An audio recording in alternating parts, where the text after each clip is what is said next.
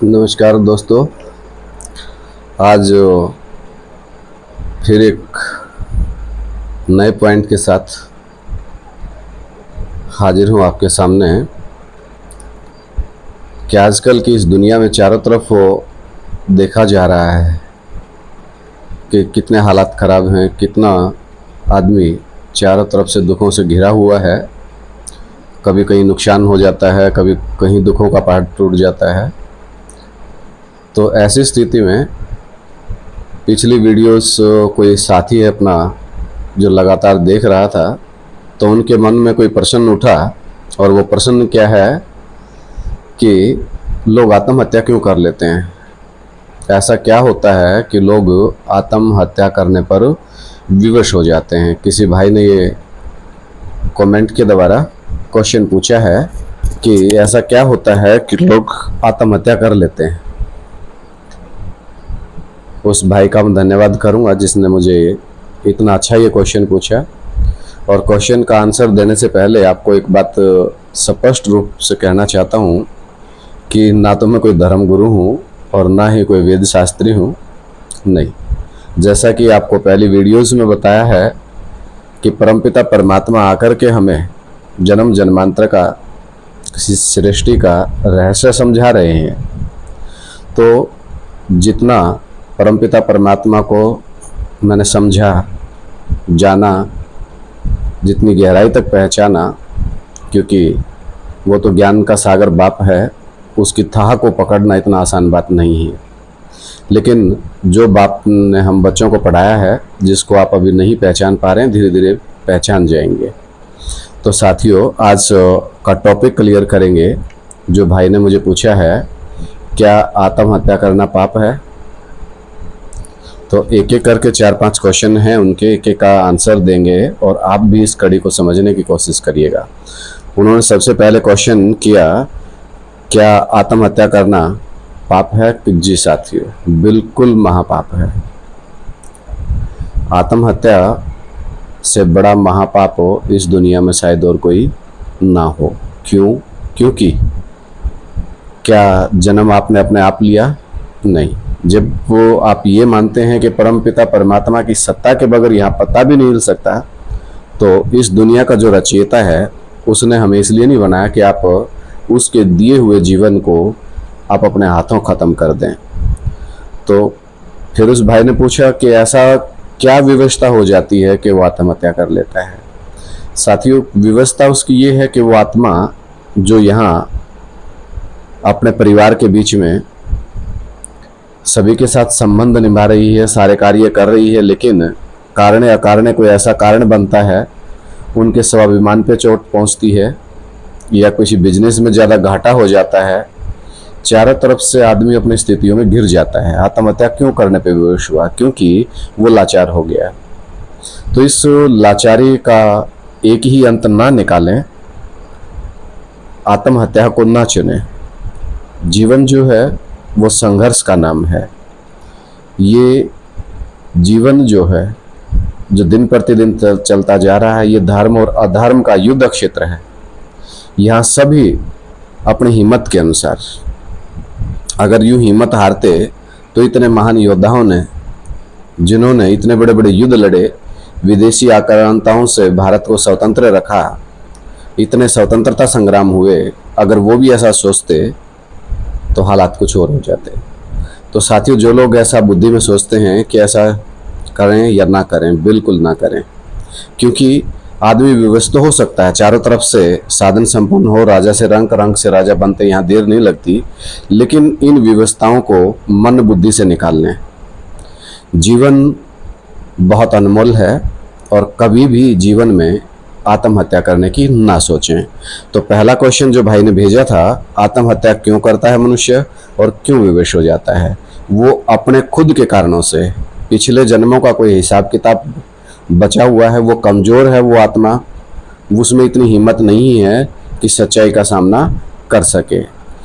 अपने कर्मों के हम स्वयं जिम्मेवार हैं, अच्छा या बुरा। भगवान किसी को ना सुख देता है ना किसी को दुख देता है, ये सारा हमारा अपना किया कराया है। तो कोशिश करें कि ऐसी परिस्थितियां पैदा ना करें कि हम चारों तरफ से घिर जाएं और जो घर में बाल बच्चों के लिए पैसा धन आपके पास था वो सब खत्म हो जाए। या बहुत से एपिसोड्स में ऐसा देखते हैं कि वहाँ ऐसा हो गया, किसी की पत्नी ने ऐसा सुसाइड किया, उसके साथ ऐसा हो गया था, उसने ऐसा कर लिया। दोस्तों ये सब जीवन के पड़ाव हैं। इन पड़ावों को, इस संघर्ष में आप हिम्मत ना हारें और बड़ी दृढ़ता के साथ संघर्ष करें। ऐसा क्यों कह रहा हूँ? इसलिए कह रहा हूँ कि परमपिता परमात्मा कह रहे हैं कि ऐसा नहीं है कि आपने आत्महत्या की और जीवन यहीं पर समाप्त हो गया। जीवन लीला यहाँ तक समाप्त नहीं होती है, इससे आगे भी जीवन है। अब आप कहेंगे क्या मनुष्य का ही जीवन लेगा? बिल्कुल लेगा। आम को आम लगेंगे, केले को केले लगेंगे, जो जिस चीज का बीज है। हम सब मनुष्य, जो मनुष्य जीवन ले रहा है वो मनुष्य आत्मा रूपी जो बीज है, लड़का बनेगा लड़की बनेगा, उसके सिवाय कुछ नहीं बनेगा। जिन लोगों ने गलत मान्यताएं, गलत धारणाएं समाज में पैदा की हैं, आप उनको भूल जाइए। मैं नहीं कह रहा हूं, परमपिता परमात्मा कह रहे हैं, सृष्टि का जो रचयिता है वो कह रहा है। तो आप इस बात को बुद्धि में कंफर्म कर लीजिए कि सुसाइड किया, कोई 10 दिन रोएगा, कोई 12 दिन रोएगा, कोई महीना 2 महीना, कोई साल, जिसको जितना दुख होता है उसके अनुसार वो सब दुख संतप्त होते हैं। लेकिन जिसने आत्महत्या की उसके साथ क्या बीतेगी, अब ये तो कोई नहीं जानता ना। और जिसने आत्महत्या की, क्या उसको इस बात का पता है कि अगला पड़ाव उसका भी क्या होगा? नहीं सोचा ना। जीवन लीला समाप्त कर ली, लेकिन आत्मा अजर अमर अविनाशी है। अब यहाँ एक समस्या आती है, सुसाइड कर लिया, लेकिन आत्मा को तुरंत अगला जन्म मिलना चाहिए, यानी कि एक शरीर छोड़ने के बाद तुरंत उसको दूसरा शरीर मिलना चाहिए। ये प्रोसेस कैसे होता है? जब कोई भी आदमी शरीर छोड़ता है तो यहाँ शरीर छोड़ने से पहले आगे जहाँ जाएगा तो वहाँ किसी न किसी माता के गर्भ में पहले ही एक बच्चे के रूप में 3-3.5 महीने का मांस का लोथड़ा इकट्ठा हो जाता है। सिर्फ मनुष्य की होती है, लेकिन उसके अंदर आत्मा नहीं होती है। तो यहाँ से शरीर छोड़ेगा और कुछ ही क्षणों में वो वहां जाकर के उसमें प्रवेश कर लेगा। लेकिन आत्महत्या करने वालों के साथ ऐसा नहीं होगा कि उसे तुरंत जन्म मिल जाए। एक बात समझ आ गई कि आत्महत्या करने वाले ने जो पिछला हिसाब किताब पूरा हुआ या अगला चढ़ा दिया, उसकी प्रारब्ध है ये सब। तो उस व्यवस्था के कारण वो कमजोर आदमी है या औरत है, जो भी है वो कमजोर है, सामना नहीं कर सकता, हिम्मत नहीं रख सकता। कोई नहीं, समय आने जानी चीज है। आज ठीक है, कल गलत हो सकता है, कल गलत आज ठीक भी हो सकता है। तो साथियों, इस प्रकार की व्यवस्था को बिल्कुल नकारें, क्योंकि तुरंत जन्म नहीं होगा। अगर तुरंत जन्म नहीं होगा तो फिर उन्होंने पूछा कि फिर क्या होगा? होगा क्या? भूत प्रेत बनेगा? भूत प्रेत बनेगा। क्यों? क्योंकि उस आत्मा को शरीर नहीं मिला। आत्मा जहां से आई है वापिस वो जा नहीं सकती, तो कहां रहेगी? यही घूमती रहेगी। घूमती रहेगी तो उसका जिसके साथ हिसाब किताब है, मरते समय तक उसकी बुद्धि में जो चल रहा था, ये बुद्धि जो है आत्मा का ही तो प्रोडक्ट है। ये बुद्धि आत्मा में होती है, शरीर में नहीं। मन, बुद्धि और संस्कार के मेल से आत्मा बनती है। तो ये जो बुद्धि, जो मन बुद्धि काम कर रही है आत्मा के अंदर, वो तो सेम काम कर रही है ना, वो तो वही है। तो जिसके साथ, जैसे कई बार देखते हैं ना कि किसी ने किसी का मर्डर कर दिया तो वो किसी में प्रवेश करके उसका बदला ले लेती है। तो इसी प्रकार से ये आत्माएं भी, शरीर नहीं मिलेगा तो किसी के अंदर प्रवेश करके किसी न किसी को परेशान करेंगी। अगर खुदा न खास्ता कुछ आत्माएं इतनी ठंडी होती हैं, उनकी बुद्धि में, उन्होंने जब आत्महत्या किया तो वो स्वाभिमान के कारण किया कि मेरे स्वाभिमान पे आंच पहुंची, मैं जीना नहीं चाहता। तो वो ठंडी आत्माएं होती हैं, शरीर ना भी मिले तो लेकिन किसी को परेशान नहीं करेंगी। लेकिन अगर कोई भ्रमता मरेगा, अगर बुद्धि में किसी के प्रति कोई राग द्वेष भावना अगर रह गई, तो वो किसी के, जिसके प्रति, जिसके साथ उसका हिसाब किताब है, वो उसमें प्रवेश करेगा, भूत प्रेत की योनि में रहेगा।